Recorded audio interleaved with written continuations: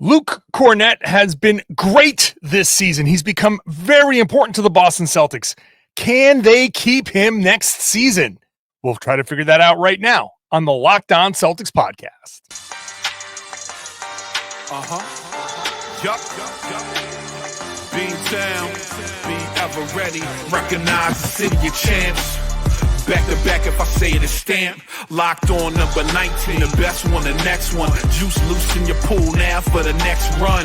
It's the C's, who else could it be? What they gon' say now? Screaming like JT Karalis, recap the madness every game, every practice. Best daily pod, no cap like Brad Beckett. Plus like Jrue to KP, tap in daily. Primetime dapping D White on the sideline. Raining Jayson, how it started, raising business, how we finished. Locked on Celtics pod, home of the winners. Hey there, welcome back to the Locked On Celtics podcast right here on the Locked On Podcast Network. It's your team every day. I got you covered Monday through Friday with a free podcast. It drops directly to your device, so make sure you're subscribed wherever you get your podcasts. We're on every podcasting app. We're also on YouTube. You can watch the show. You can get into the comment section. Let me know what you're thinking about the Celtics, what I'm saying, and what Luke Kornet is worth, because that's going to be what we're figuring out. I'm John Karalis, by the way. I have been covering the Boston Celtics for about 20 years, doing it as a beat writer now for Boston Sports Journal. I've also written a couple of Celtics books that you can go buy online if you would like.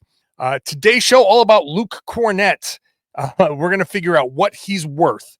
What do the Celtics need to do to keep him on the team, assuming they want to keep him on the team?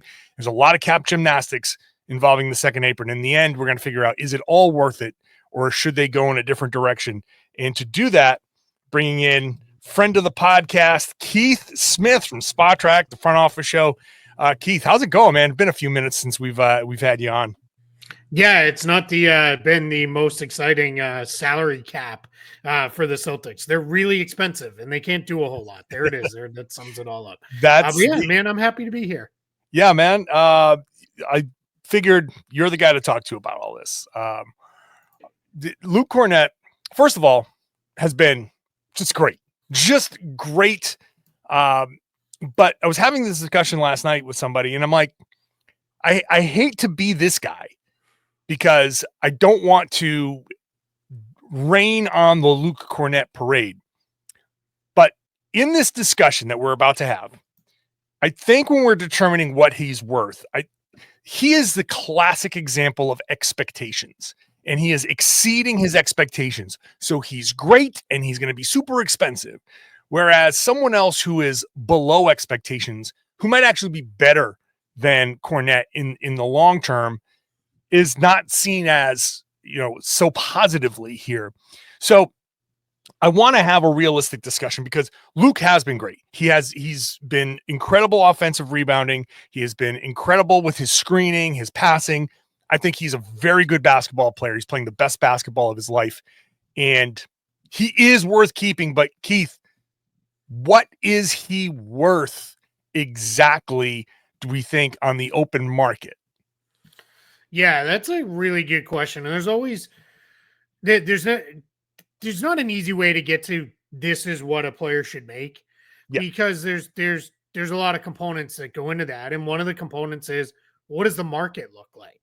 Are there a lot of teams with cap space? Of those teams, do they need centers? All right, if it doesn't matter if they have cap space, is there teams with the mid-level exception that need a center? Are they going to spend it on Luke Kornet? And then there is the Celtics side of it. Where are they coming from? What can they afford to pay Luke Kornet? Where do they want to go to? What's his role, not only next season, but whatever seasons beyond that they pay him for? What does the pipeline look like behind him?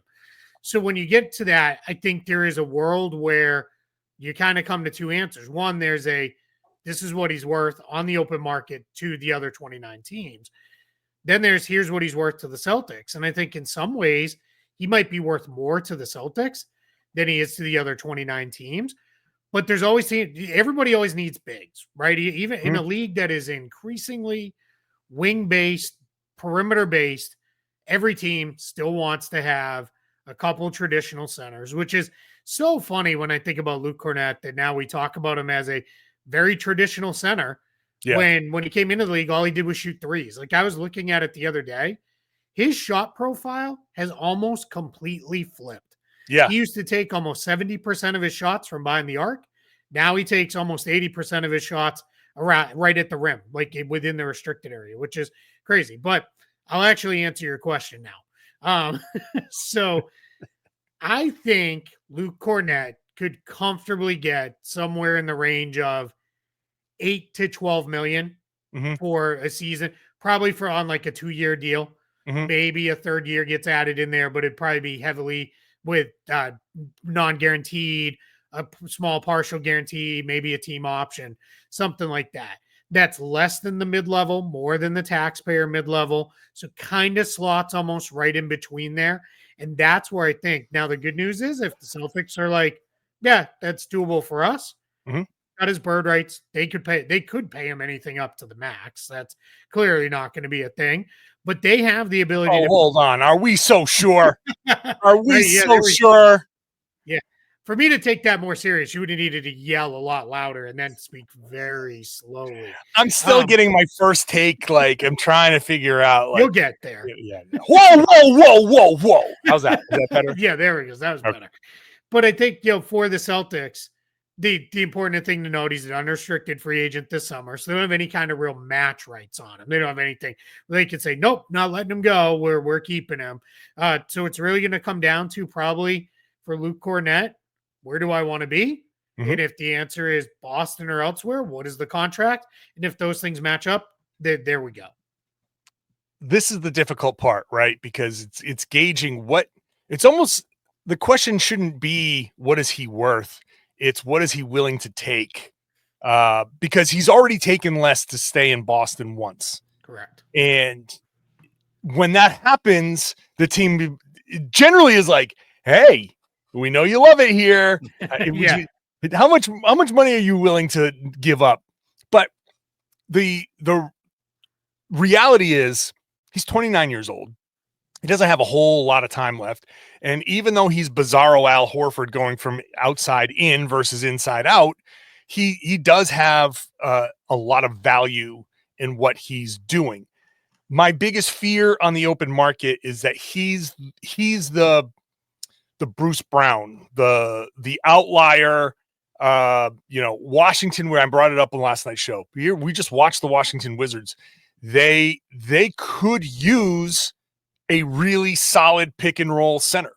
And if they get Cooper Flag, it'd be very easy to be like, hey, buddy, you've been running pick and roll with a big wing from Duke all this time. How about doing it again for us and showing these guys, like just giving these guys a solid, I'm a screen setter.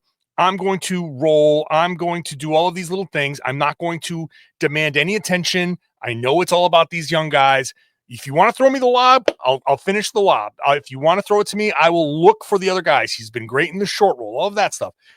I look at a team like whoever gets Cooper Flag, depending on like who it is, but outside of San Antonio, these teams might be like, hey, we could use a pick and roll big like Luke, and we need to get to the salary floor. And here's $15 million for a year or two years, $30 million, and Luke could be like, it's either that or a low ball $7 million, 2 years, $15 million from the Celtics. And you're like, I don't want to leave, but in this world where you only have limited time to make your money, if another team comes along and throws a crazy number at you, there's nothing you can do, right? Like Luke could be like, hey man, I like you guys, but I gotta, the Evan Turner, like if Portland wants to come along and be like, I kind of got to take this and I don't want to uproot my family, but we'll figure it out for twice as much money. So I think that's a risk. I think it's important to note too, in NBA terms, he's made nothing. He made the minimum his first couple of years. Then he got, a semi nice contract from the, I think that one was from the Bulls, the first kind of time. Then he got traded to the Celtics. Then he was on a minimum. Then he was kind of out of the league for part of a year where like wasn't getting paid a lot. Then came back and he's been on the minimum since then. So I think for Luke Kornet, excuse me. Yeah. I think the challenge comes for him is, if there's a chance to even semi-cash in, like he needs to do it. And I think much like he did with Evan Turner once upon a time, Evan Turner told the story. He was like, hey, Portland's offering me this. And Danny Ainge and Brad Stevens were like, you better sign it. You better sign it right now. Right? Yeah. Go. Like with our blessing, go. If another team's going to throw big money at Luke Kornet, I think Brad Stevens and Joe Mazzulla are going to say, go. All right, let's get to this next step here. The steps that you need to take to clear the space. I'm telling you, it's complicated. It is not easy. We'll go over it when I come back.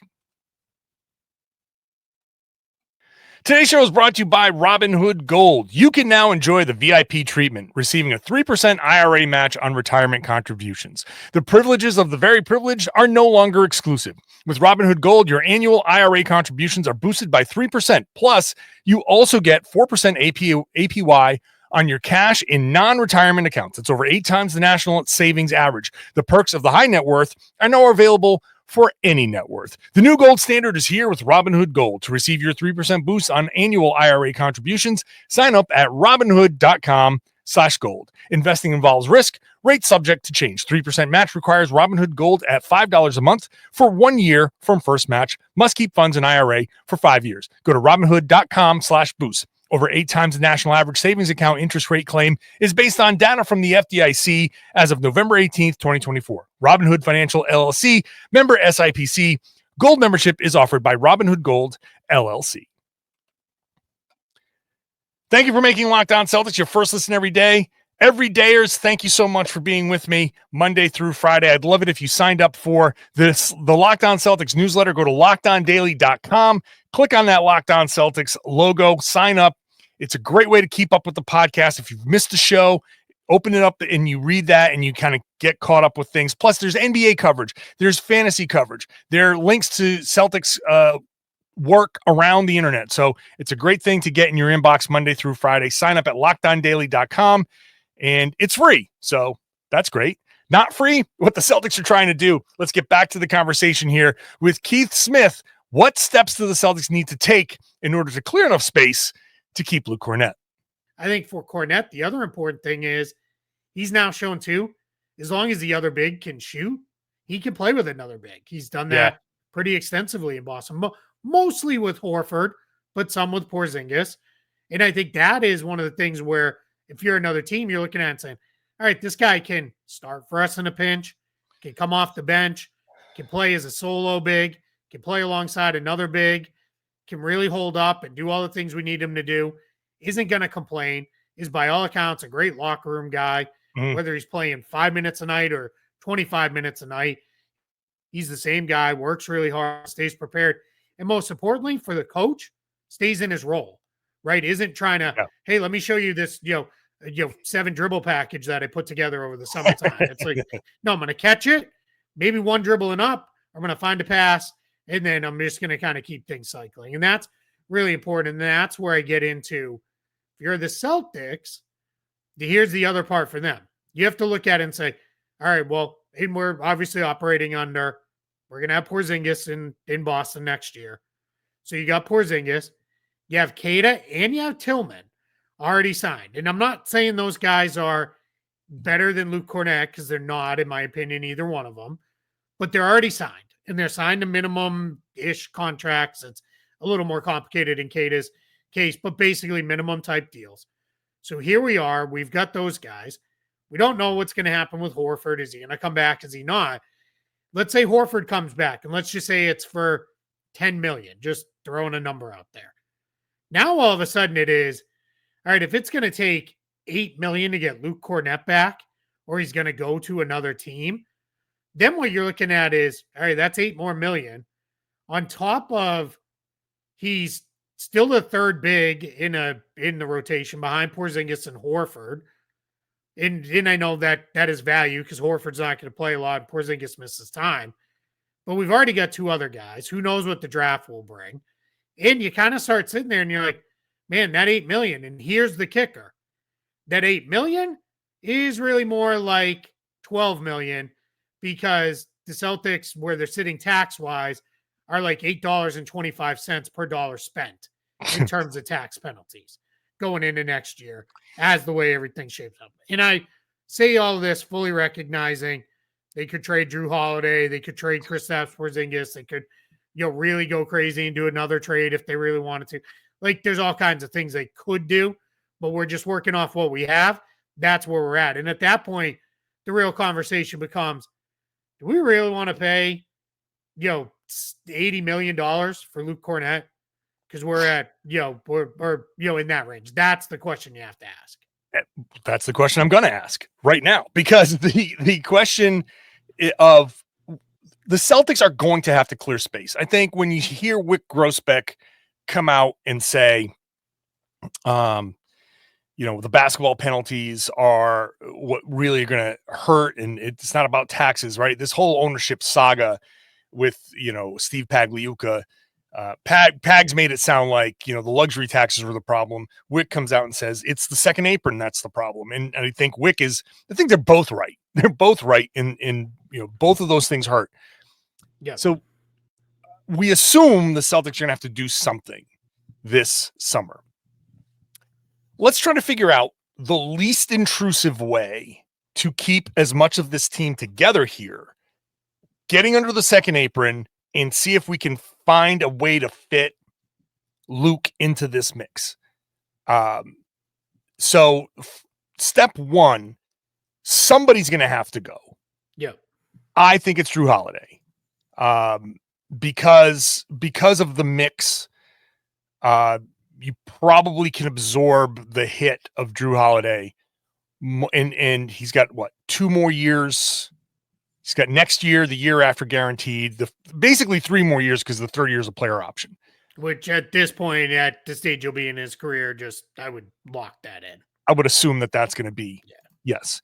You can keep Kristaps Porzingis at $30 million next year, then he's an unrestricted free agent, and then you can play the game of, do you re-sign him for a lot less? What's he worth? We can have this entire same conversation about Porzingis next season, but is there a way to move Holiday? What are we doing? What does that get the Celtics?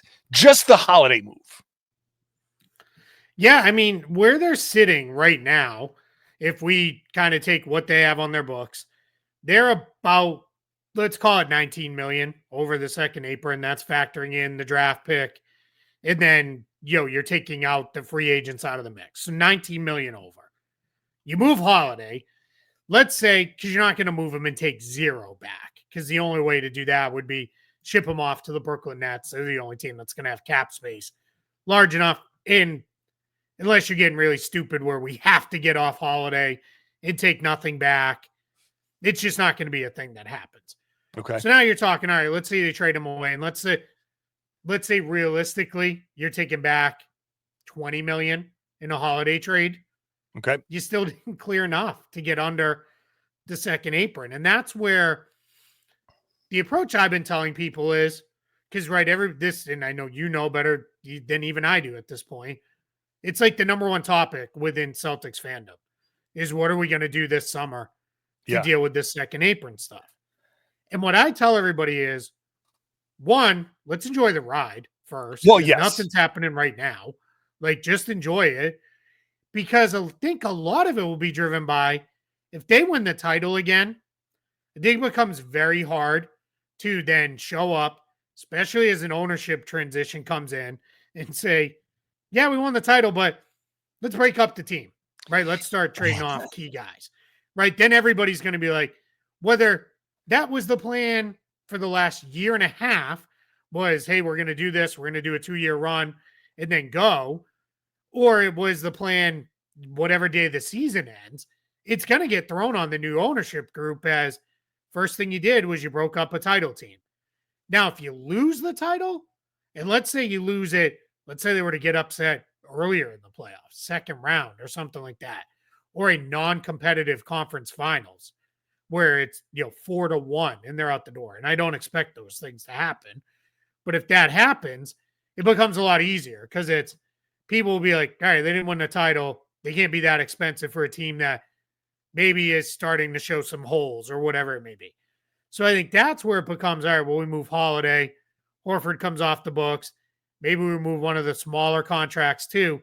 Now we're in the range of dipping under the second apron, or we in a Holiday trade, maybe we worked it out where we only took 10 million back, and now we are under the second apron, and we have that. But when you're 19 million over, that's not a small number to get off of. Right. You're talking, you're going to have to do real stuff to get under that number, or otherwise you're going to be, even if you do get under it, by the time you fill out the roster, you're right back over and all the other stuff. So that's kind of where some of what will be driven on Kornet is Horford back and what else happens with the team.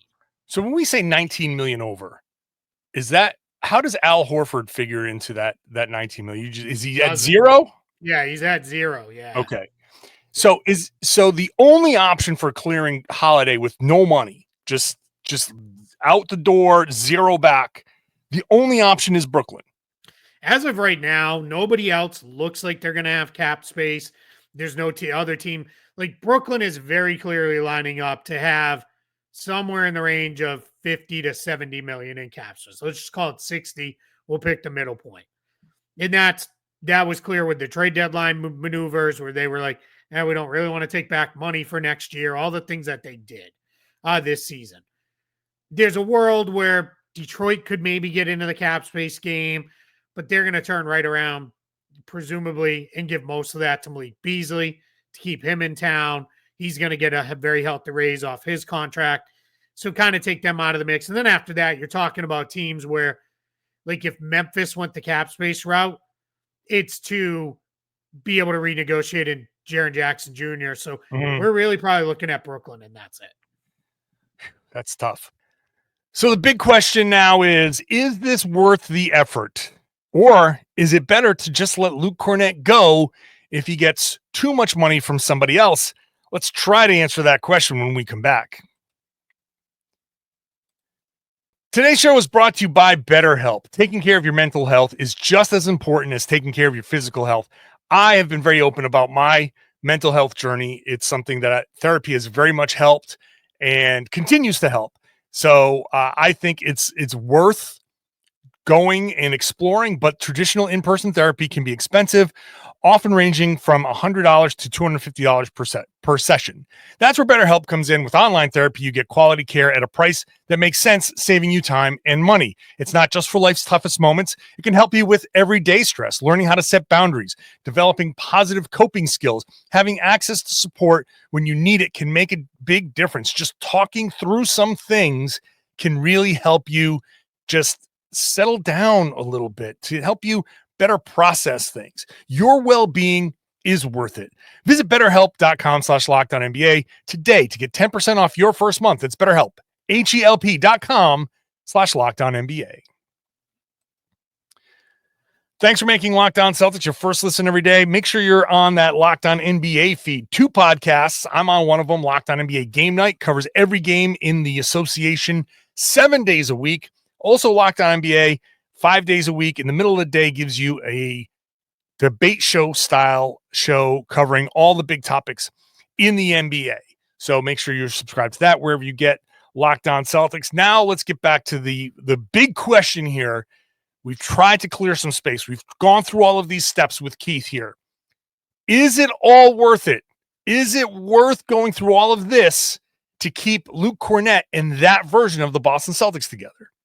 I'll be honest with you. I'm okay with the Holiday for nothing deal. Like, I'm okay with if you attach a first to Jrue Holiday and say to Brooklyn, I don't know if they would want him. But if they were to take him, that would be the way to solve a lot of problems, right? Because 32 million going out now, what's that? 13 million. It'd be about space? 13 million under. Yeah. But then you still have the issue of it. That's just the second apron. So you still have the issue of you want to pay Al Horford to come back and you want to pay Luke Kornet. Let's just assume. Can we assume that Kornet and Horford somehow, some way could be 18 to 20 million between the two of them? Yeah, possibly. it's probably a little rich, but in that range. Like, I think that's fair. I'd say 15 to 20 million is probably more. Okay. accurate. So we've only cleared 12. Yep. So just to keep Al and Luke, and that factors in a draft pick. Yep. There still has to be one other move in a maybe somebody for nothing kind of deal. Just then you start talking, is it the big one? Is it like Porzingis? Is there something where you do Jaylen Brown and you take back a $35 million player? And the only reason I'm using those guys is because they carry big salaries, right? No, right, exactly. Then your other option would be, all right, if we just want to, let's say they were like, we got to get to 20 million under the apron just to then be able to have the wiggle room to re-sign a couple guys and do the things we need to do. Well, now you're talking Sam Hauser becomes like, all right, we're giving him away. Now that's easier to do because his contract would fit into the mid-level exception or any number of trade exceptions around the league. His contract would fit into. I know some people have feelings about Sam Hauser and others don't. I think every team in the league values shooting with size even more so. They would happily grab Sam Hauser at the whatever, like without a doubt. So yeah, if that's the direction you're going, that's kind of where we're talking about. All right, now you're talking. All right, we made real deals. Like I'm just doing the math on the fly here. If you were to move Hauser and Holiday for nothing back, that's 42 million off your books. That gets you to 3.5 million under the luxury tax. So you're all the way out of the tax.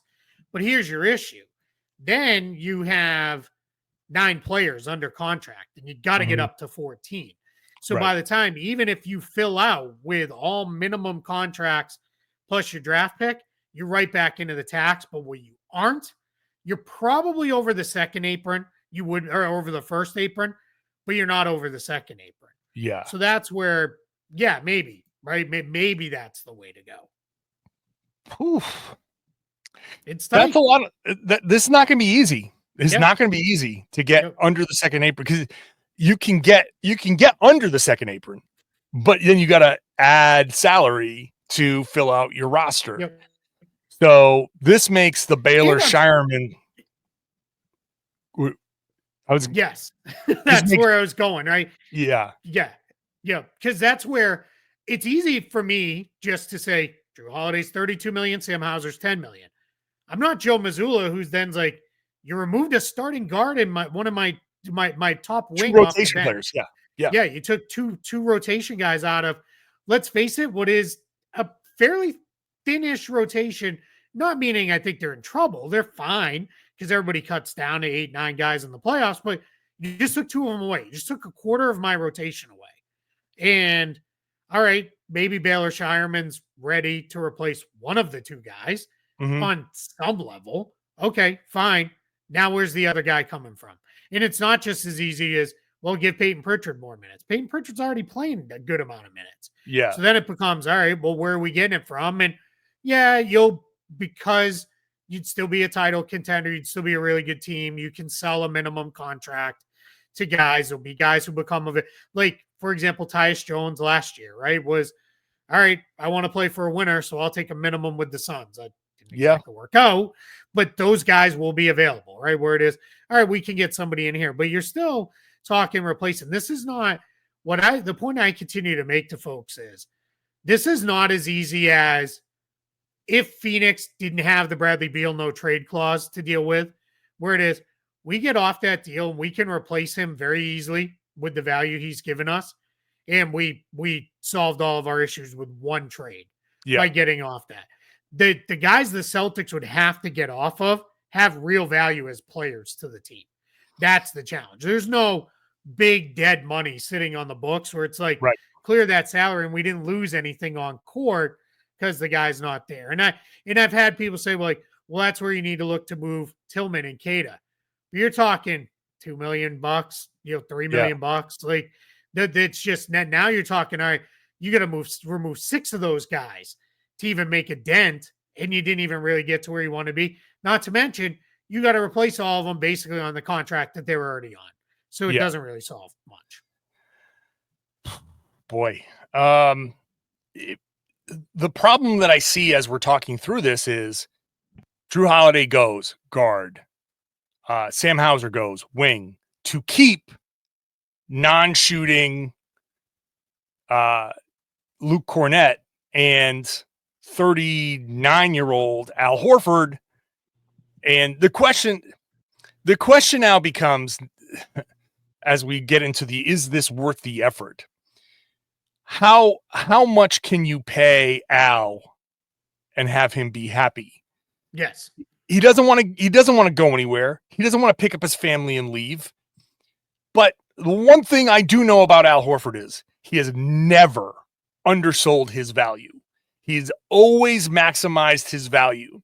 So whether that was taking a contract to go to Philly, he has no problem leaving a place that he likes if the value is there, like significant value. Yep. So the Celtics can play this podcast for Al Horford and be like, can you hear how difficult it is for us? Look, everybody knows it's difficult. Maybe you can get Al, instead of 10 million, to go down to like 7 million, 5 million, whatever. Like he's at 39. He's made plenty of money. Maybe he does them a favor and then they just employ him as a special employee, an ambassador or something to the team after you're done. We're like, listen, buddy, hush, hush, wink, wink. Don't tell anybody. We will get fined by the league and get draft picks docked, but we'll hire you after your career is over. There's a job for you here to make, we'll make sure you're paid well for that job, but you got to take $5 million a year for us to do this. I'm laughing about it, but I don't think that's out of the question. I know the team. The next time I go to the Garden, there'd be executives who do listen to this podcast and be like, John, no, that does not happen. Just to be clear. And I'm like, that's correct. It does not happen. Nobody tampers in the league either. Nobody, right? So in the grand scheme of steps to clear space, step one, painful. It's going to be painful if they decide, and they probably will decide this summer, I think, to do something, then it's going to be painful. Second thing is the wild card of what I brought up before, is Luke just going to get thrown a Godfather offer from somebody else and be like, well, there's nothing we can do about that. And B is, like you just mentioned, is there somebody just out there that, because of this new CBA, might normally get taxpayer mid-level money, but is kind of priced out and it's like, hey, look, Boston, I'll do a year on the minimum with you guys because I think you guys can three-peat. Let's just assume they've repeated. And so there's no definitive roadmap of these are the steps. This is how you keep Luke Kornet. This is how you keep Al Horford. This is how you keep 90% of this team together. It's going to be painful. And the question of, is it worth the effort? I don't know if we can answer it. Can you answer that? Because so much of it depends on who's available. Something's going to happen in July that we're going to be like, oh, well, I didn't see that coming. Whether it's the money thrown at Luke, whether it's what Luke will take to stay here. If he just says, no, the minimum is fine with me, then throw a party. Throw a party. You know what I mean? Or if Al says the minimum is fine with me, throw a party. Like one of those two guys taking the minimum, which if I were a player agent, I'd be like, do not do that. But that would be a part. But also, who is available for the Celtics, willing to come to Boston, ring chasing, somebody that can help, part of the rotation, that maybe it is a wing. And the Holiday Hauser discussion makes it a little bit easier. Like maybe Shireman does step up and maybe he has this amazing summer league where he plays one game and you're like, oh, okay, he's too good for this. They shut him down and you're like, we've got our guy. We're done. It's a lot. So worth the effort. We don't know, but I'm leaning towards like, it may not even be worth the effort because in the end, I hate to say this about Luke Kornet because, again, he has been great. He is still Luke Kornet. And the gymnastics that you have to land financially just to get him to stay makes it incredibly difficult. Whether bird rights or not, it's you do have to ask yourself the question of is losing Sam Hauser and his shooting for a Joe Mazzulla team, is losing that worth keeping Kornet, even with all the great stuff that he does? Is there somebody out there that can do some level of that enough to make it more worth keeping Sam and letting Luke go and just putting a tribute video together when he comes back? And, I've said this to folks. If the outcome is the Celtics stay largely intact, they'll last few roster spots will change over, whatever. But they stay largely intact with the core guys, except Kornet is gone because they couldn't afford him. I think most Celtics fans would be like, all right, I get it. We had to make cuts somewhere. The only way I think that happens is if they win the title. I already said it. I think it's really hard to walk in there and be like, let's break up a title team. Really hard. The other thing I'll say too, a couple other scenarios too to throw out. Brad Stevens walks in and let's just say it's Luke Kornet says, yeah, I can do $5 million, right? To stay here in Boston. I'll do $5 million. The first question that's going to be asked is that worth $40 million? Because that's what we're going to have to really pay. Because we're going to have to pay him $5 million in salary, and then it's $45 million, because then the 8 times penalty on top of that. That's going to be the question, right? And that's the fair question that ownership should ask. And what they'll follow, then it'll be, all right, here's my follow-up. Is he that much better than Keita, who's under contract? Can you get more out of Xavier Tillman, who's already under contract? Those will be the things that they're going to have to answer, right? And again, I already said it. Luke Kornet is better than either one of those guys. That's why he's playing. That's why he's playing so well. That the first answer to that is, I don't know. I don't know if that's worth all that. And no one can really then scream and yell of, you broke up a title team, if the only guy that goes is your backup / third string center, right? So that's part one of that. Second part, though, then becomes, all right, what if we could keep Kornet $5 million, $6 million, but we trade Porzingis? And that's where we start to go to get out of the troubles, right? We can knock down our luxury tax bill because we move Porzingis. And again, if I'm running the team, I'm not saying I'm doing this, but the question I'm asking is, we've won an awful lot of games without Kristaps Porzingis. Can we continue to win an awful lot of games without Kristaps Porzingis, knowing he makes everything easier when he's there? But does that allow us to keep Jrue Holiday and Sam Hauser? Can we keep maybe at least Jrue Holiday and not create a hole at guard? That's where this gets tough. And that's where I'll say this is exactly what the second apron restrictions were designed to do, was make you make really tough decisions. You can no longer just pay everybody. And as much as that sucks for Celtics fans right now, and the Celtics themselves and Celtics ownership, the NBA did not want it becoming Steve Ballmer says, I don't care. It cost me $900 million for my team. I just found that in my couch cushions this morning. They're good. I don't care what it costs, because that's where we were headed. We were going to have a handful of teams headed in that direction. I think some of the second apron stuff's a little harsh, but this is what they wanted. They wanted to pull those teams back while pushing everybody else up and creating some parity and balance. And yeah, I get it. We've got the Thunder and the Cavs and the Celtics who've kind of run away from the field. But go look at the Western Conference standings behind the Thunder. You have nothing but a whole bunch of teams that are jammed together within a couple losses of each other all the way through the playoff picture. That's where the NBA wants to live. Quickly, because I'm not sure of these rules, can you renegotiate and extend Porzingis this summer? And the only way you can renegotiate a player is if you have cap space, which obviously Boston will not. Right. So you can renegotiate then to do that. I don't think, let me check so I give you the right answer. I don't think he's extension eligible because if I remember correctly, he only did a 2-year extension when he signed. Yeah, yes. so he will go into free agency. Okay. They cannot extend him. Well, there goes that idea.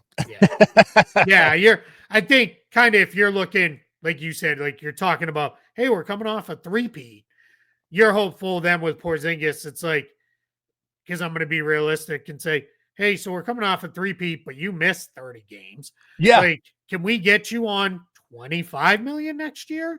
Like, knock a little bit off where you were at and say, and then he may say, no, because there's another team over here that's willing to give me 30 that needs a starting center and I can lift them. And that may be where that goes. Who knows? But yeah, it's I mean, it's tough, and it's tough by reason or by design, I should say. This is exactly what they wanted. Exactly what the NBA wanted. Well, on that note, Keith Smith, thank you so much for hopping on. I do appreciate you. This was very, very helpful. And I appreciate it. I want to say thank you to everybody else for listening, for watching, all of that. This has been interesting. This has been interesting. Keeping Luke Kornet is much more difficult than we thought. So keep this in mind when the summer comes around. Very much appreciate you, everybody listening, everybody watching. Make sure you're subscribed to the podcast.